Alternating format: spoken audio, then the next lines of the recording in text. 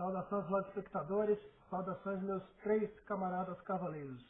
Nós somos os 4 cavaleiros do Apocalipse, e esse é o vídeo da semana que vai abordar o termo proibição de drogas e Estado. E a indústria farmacêutica que produz drogas também, e outras indústrias, e isso aí são liberadas, essas drogas. Por que é proibida? Por que é proibido o uso de drogas? Acredito eu que o principal da proibição do uso de drogas, que não está explicado em nenhuma lei por que é proibido, porque existem leis que, se você for parar para ver, são completamente absurdas. Tem de haver um porquê é proibido. Eu acredito que atrás da proibição do uso de drogas está a ideia do Estado de que o uso de drogas faz mal para as pessoas que usam e para a sociedade.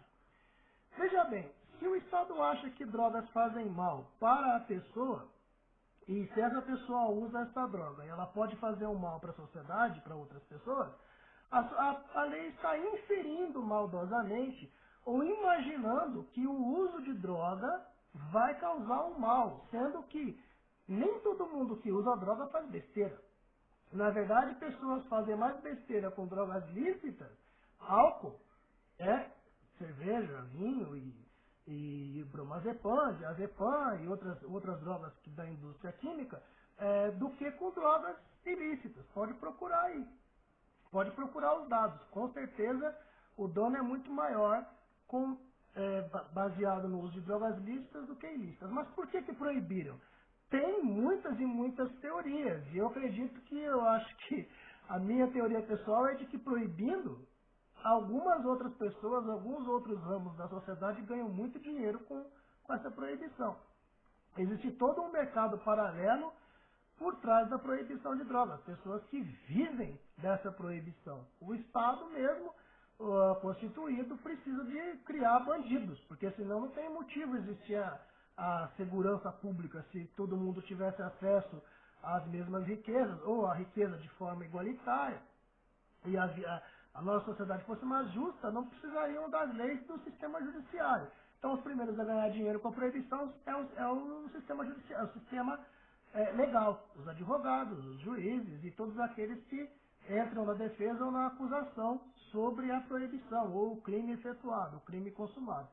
Então, realmente é um assunto cabeludo e um tabu muito grande que precisa ser picadinho em pedacinhos, mastigado e digerido pela sociedade para que se encontre uma solução.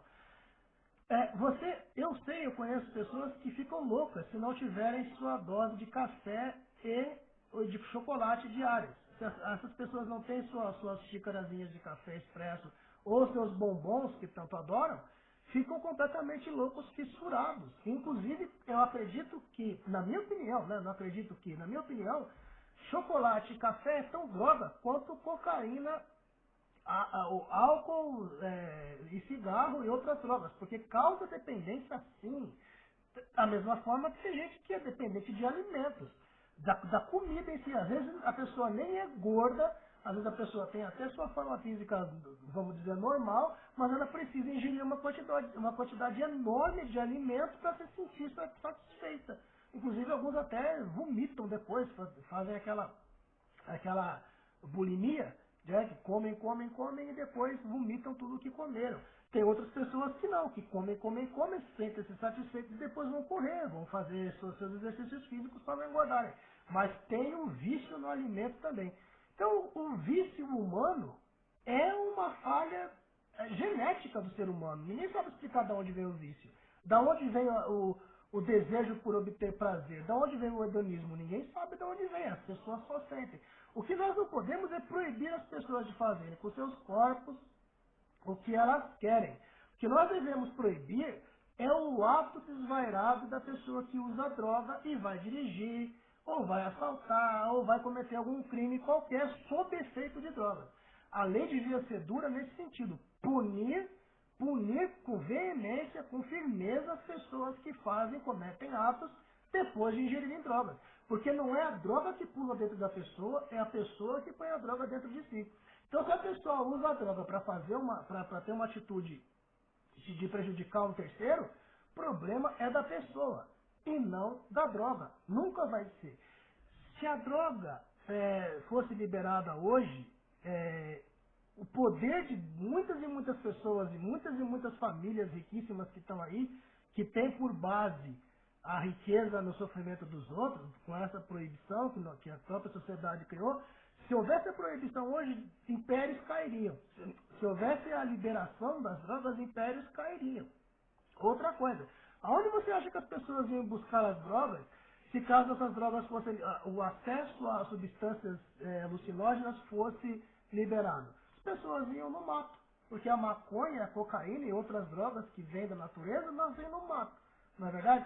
A própria cerveja e o vinho são derivados de alimentos que fermentam naturalmente. Inclusive esses alimentos como o vinho e trigo, fermentam em estado natural mesmo. Existem alguns animais que pegam frutas nos seus habitats naturais, levam para armazenagem e essas frutas fermentam, viram vinho e cerveja.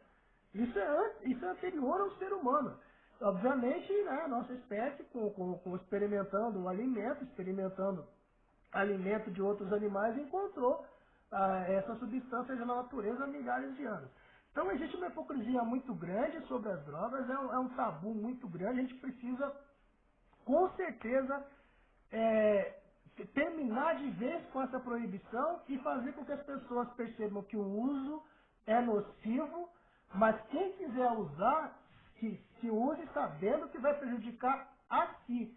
E que saiba que se ela fizer alguma besteira sob efeito daquela droga que ela usou porque quis, ela vai ter uma punição severa. E é isso daí, eu acho que a gente precisa liberar sim e que as pessoas conscientizem-se de que usar droga faz mal, como todo mundo sabe que droga faz mal. Né? Todo mundo, a sociedade informa, meus pais sempre me falaram, e eu acredito que o pai de todo mundo que está vendo esse pai e a mãe de todo mundo que está vendo esse vídeo, sabe que drogas fazem mal, assim como comer demais faz mal, como comer muito açúcar faz mal, muito sal faz mal, não é verdade? E não tem nenhuma lei proibindo o uso de sal ou açúcar, ou de café, ou de chocolate. É o bom senso que leva a pessoa a ter o uso moderado dessas substâncias, porque até oxigênio demais mata, não é? Um abraço, tchau.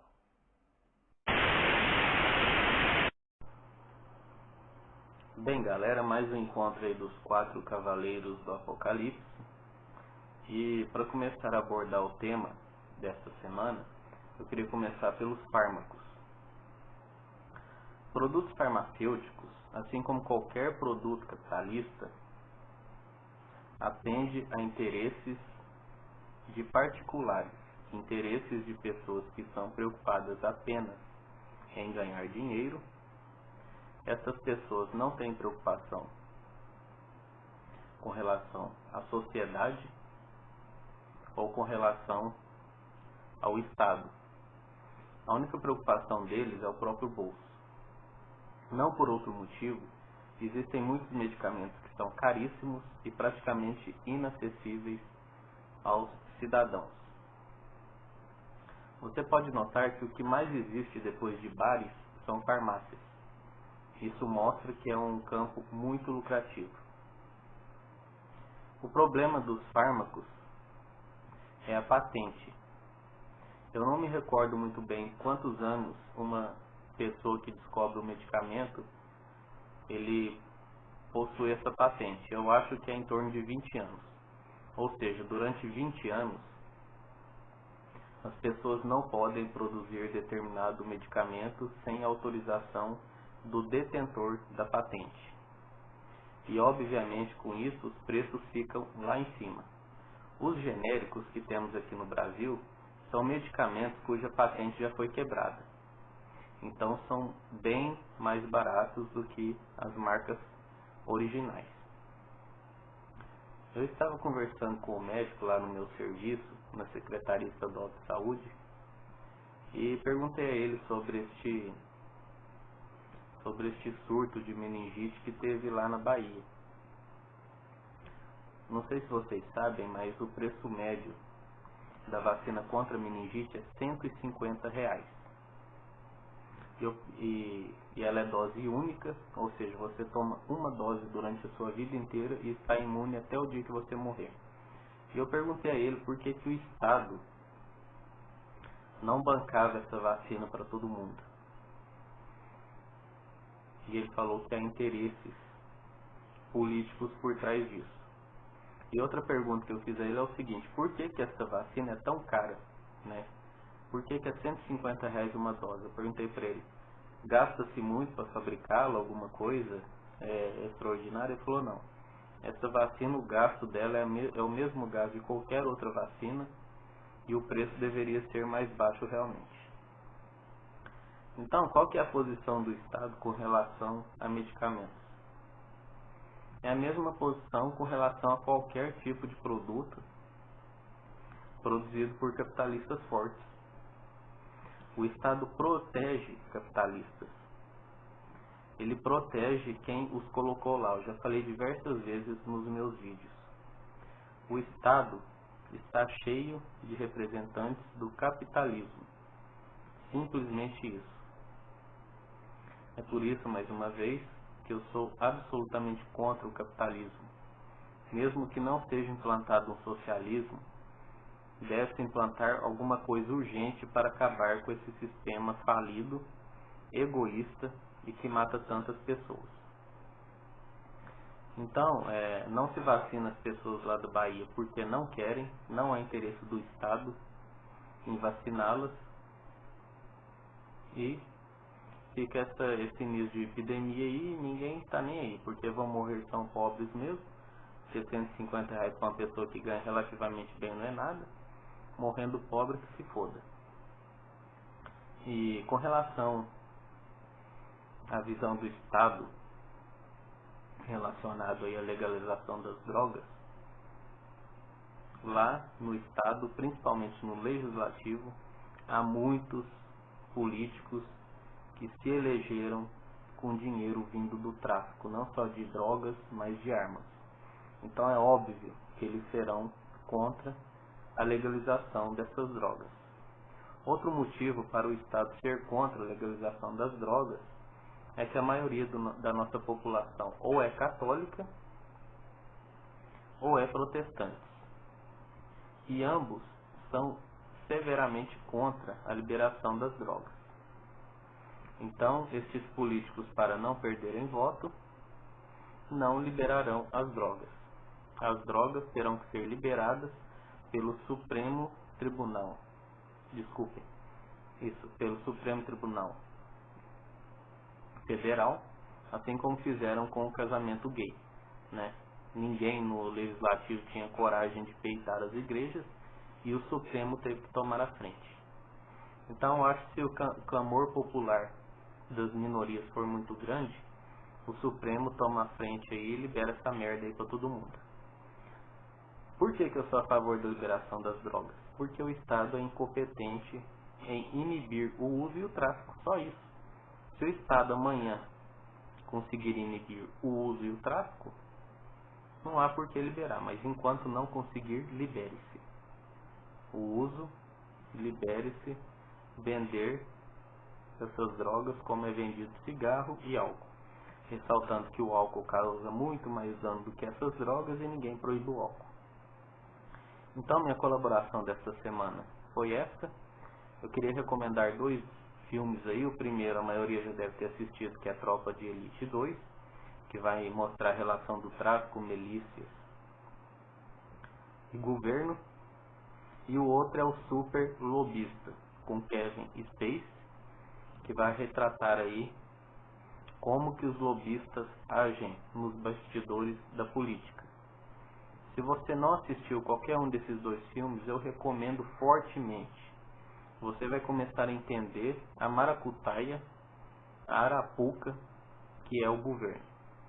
Então, para fechar aqui, o governo não está preocupado em diminuir o preço de fármacos ou de liberar o uso de drogas que hoje são ilícitas, porque não é de interesse nenhum da elite que essas coisas sejam liberadas. Então, se a elite não quer, o Estado também não quer. no Estado estão os representantes da elite. Então, valeu por quem assistiu ao nosso vídeo aí e até a próxima, galera. Senhores, Pátio Master 9, senhores, mais uma vez, como é que os senhores estão? Os senhores estão bem, senhores? Os senhores estão bem. E, senhores, o assunto de hoje é legalização. Os senhores sabem que eu posso dizer com toda certeza que a política mais desastrosa em toda a história da raça humana nesse planeta, a política que causou mais mortes, a política que gastou mais dinheiro sem ter efeito algum, a política que destruiu países, a política que matou, exterminou, denegriu, a política que mais propiciou corrupção policial. Senhores, foi a política antidrogas dos Estados Unidos da América do Norte, que foi empurrada à força para todos os outros países e destruiu boa parte dessa civilização. Vocês concordam comigo? A política antidrogas americana, eu não vou dizer que ela acabou com essa civilização, mas se essa civilização está no estado que ela está, toda ela tem uns grandes culpados. Será o modo como essa política foi implantada. Porque, senhores, antes da década de 70, nós tínhamos criminalidade, é verdade. Nós tínhamos crimes. Mas, senhores, nós não tínhamos o tráfico que nós temos hoje. E o tráfico, senhores, é alimentado por nossa política antidrogas. Senhores, nós temos milhões de pessoas que se drogam todos os dias com antidepressivos, com álcool. Senhores, as pessoas se drogam desde que elas são pessoas, desde que esse mundo é mundo. E o inteligente seria aprender a lidar com isso. Eu estou errado? Senhores, é inteligente simplesmente fingir que isso não existe. É como você pensar que você tem um filho, uma filha, e como pai ou mãe você não gosta pensar que talvez um dia ele faça sexo, quando você vê eles ainda crianças. Mas é ridículo pensar que você vai poder proibir isso deles. Você sabe que sexualidade faz parte da raça humana. Você sabe, aliás, que muitos dos nossos problemas são devidos à sexualidade na nossa vida cotidiana. Mas você não simplesmente proíbe porque você sabe que isso faz parte do que é ser humano. O uso de drogas, por mais que as pessoas queiram fechar os olhos para isso, o uso de drogas faz parte da humanidade desde que ela existe, em larguíssima escala. E o inteligente seria educar as pessoas para que elas aprendessem a lidar com isso, ao invés de você ter um governo que quer moralizar a população em cima de preceitos cristãos. Senhores, eu estou errado. Senhores, a política antidrogas norte-americana começou mais ou menos na década, teve mais força, vamos dizer assim, mais gás, a partir da década de 70.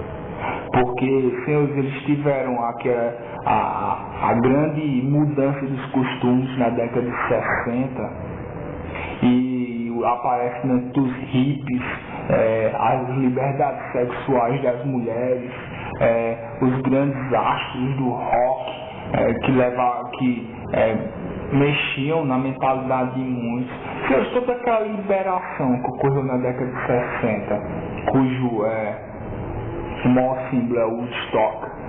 E, senhores, o governo norte-americano tremeu das pernas com relação àquilo.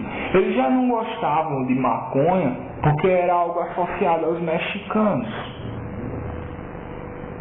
E, senhores, o Ronald Reagan, o Richard Nixon e o George W. Bush, se você colocar os três um do lado do outro, eu não sei qual deles é o pior. Eles são farinha do mesmo saco. E a maior especialidade desses três presidentes foi criar guerras imaginárias. Porque criando guerras, eles colocariam toda a população na palma da mão deles. E cada um deles criou a sua guerra imaginária. O Ronald Reagan criou a guerra contra as drogas, que ele disse estava destruindo os bons costumes americanos. E hoje, senhores, nós temos um mundo, a criminalidade da década de 70 para cá, ela se tornou extremamente violenta, porque pessoas começaram a competir pelo tráfico. Quando houve a lei seca nos Estados Unidos, o governo conseguiu impedir que as pessoas parassem de beber álcool? Não, senhores.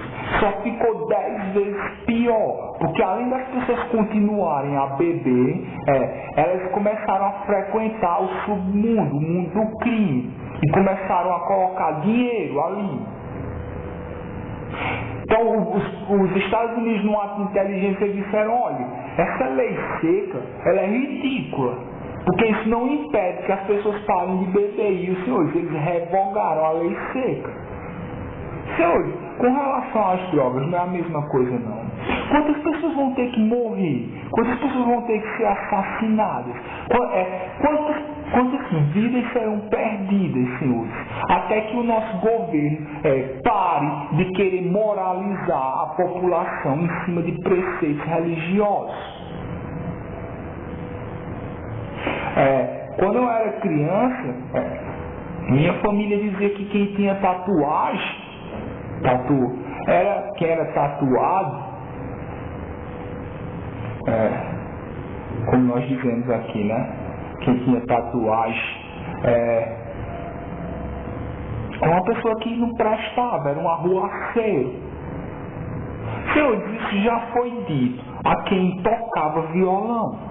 Tiveram épocas que quem tocava violão era visto como um vagabundo. Senhores, nós olhamos para isso e nós dizemos que isso é ridículo, tanto com relação às tatuagens e muito mais ainda com relação ao violão. E, senhores, com as drogas é a mesma coisa.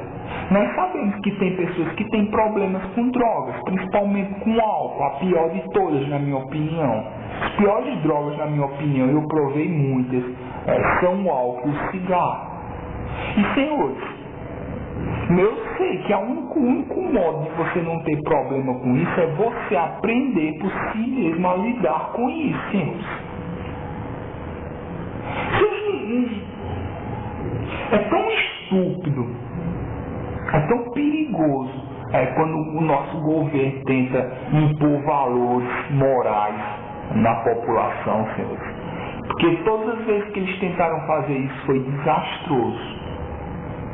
E talvez a nossa política antidrogas seja o maior exemplo disso. Eu não sei quantas vidas ainda serão destruídas para que o governo, nossos governantes, aprendam a lidar com isso de forma diferente. Embora eu acho que o centro de tudo isso são os Estados Unidos. Eu acredito que nenhum outro país, pelo menos principalmente aqui no continente americano, eu acredito que terá uma postura diferente, porque os Estados Unidos simplesmente impõem isso. Eles impõem isso. Até porque, né, defendendo a indústria farmacêutica, defendendo os fabricantes de cerveja e defendendo os fabricantes de cigarro, para que nenhum deles tenha concorrência. Então, senhores, eu fico aqui. Espero que os senhores tenham gostado. Eu fico aqui, senhores. Se cuide. Então, pessoal, tudo bem? Fazendo mais um videozinho aqui dos Cavaleiros do Apocalipse. Isso aí, gente, vamos lá. O tema hoje, né, tema sugerido pelos meus colegas, é da legalização das drogas e da atitude do governo e da indústria farmacêutica. Eu, há pouco tempo, eu fiz um vídeo falando mais ou menos isso, da guerra das drogas e tudo isso. Eu acho sim, né, reiterando o que eu falei no meu vídeo, eu acho que as drogas, elas devem ser legalizadas sim. Eu acho que não deve haver nenhum tipo de proibição. Vez que a proibição, ela alimenta o próprio tráfico, né? Ela alimenta o tráfico e ela alimenta a corrupção que está por trás do tráfico, né? Seja a corrupção direta, né? Que no caso é a polícia, que recebe propina para deixar traficante solto, ou então juiz que dá sentenças favoráveis a traficantes, você entendeu? Essa corrupção direta como a corrupção indireta, a corrupção que é feita em cima dos gastos da guerra contra as drogas. Ou seja, você superfaturar com propaganda, com, sei lá, armamentos, né? Você superfatura isso, né? Você superfatura essa coisa toda e ganha dinheiro em cima. Eu acho que com a legalização das drogas, não haverá mais narcotráfico, né? Até porque eu dei até alguns exemplos no meu outro vídeo, né? Se vocês puderem assistir, assistam depois desse. Eu falei que não existe traficante de cerveja, não existe traficante de cigarro e também não existe traficante de café, né? São drogas também, só que são drogas lícitas, né? Então, se todas as drogas forem lícitas, não existirá tráfico. O que pode ser que haja é contrabando. Só que contrabando não é nem 10% do que é o lucro do tráfico, né? Você pode até ver nesse contrabando de cigarros que tem por aí, contrabando de bebidas. Não dá um lucro como um traficante que vende cocaína, que vende heroína. Não tem esse lucro exorbitante. Eu sou favorável sim que haja tributação em cima das drogas, que elas sejam vendidas em locais apropriados, como farmácias, como tabacarias e o que for, né? Que tenha a proibição para menores de idade, né? Não seja vendido, a exemplo do álcool e do cigarro, que não seja vendido para crianças, né? Sobretudo isso. Então, gente, é isso. Eu acho que a legalização é o caminho para o fim do tráfico. Enquanto o governo investir na guerra contra o tráfico nunca vai acabar. Sempre vai existir. Ok, gente? Então tá. O vídeo de hoje é esse. E eu passo agora para o próximo cavaleiro, né, o próximo amigo aqui a falar. Um abraço, tchau.